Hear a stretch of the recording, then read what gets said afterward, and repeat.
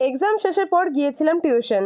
গিয়ে দেখি টিউশনে হাতে গোনা মাত্র কজন আসায় স্যারের কাছে আমাদের আবদার ছিল, স্যার কিছু খাওয়ার না প্লিজ। তো স্যার আমাদের রিকোয়েস্ট অ্যাকসেপ্ট করে আমাদের হাতে 100 টাকা দিয়ে দেন সকলের জন্য খাওয়ার কিছু আনার জন্য। তাই আমরাও শুভ কাজে দেরি না করে বেরিয়ে পড়ি। প্রথমে চলে যাই পুতুলের দোকানে, কারণ শ্রেয়া ওর বোনকে পুতুল গিফট করবে তাই কিনতে এসেছিলাম। তারপর পুতুল কেনা হয়ে গেলে আমরা চলে যাই প্রধাননগরের জয়গুরু ফুড মার্টের দোকানে এবং সবকিছু দেখে শেষমেশ আমরা নিয়ে নিই চিকেন চপ, পার পিস 15 টাকা করে। আমাদের টিউশনে যদি কিছু খাওয়ার কথা ওঠে আমরা এই দোকান থেকে কিনে আনি। তারপর আমাদের খাবার নেওয়া হয়ে গেলে আমরা ফিরে যাই টিউশনে। তারপর টিউশনে ফিরে দেখি আমার হাতে খাবারের ক্যারি ব্যাগটা দেখাতে অনামিকার হাসিটা দেখবে জাস্ট।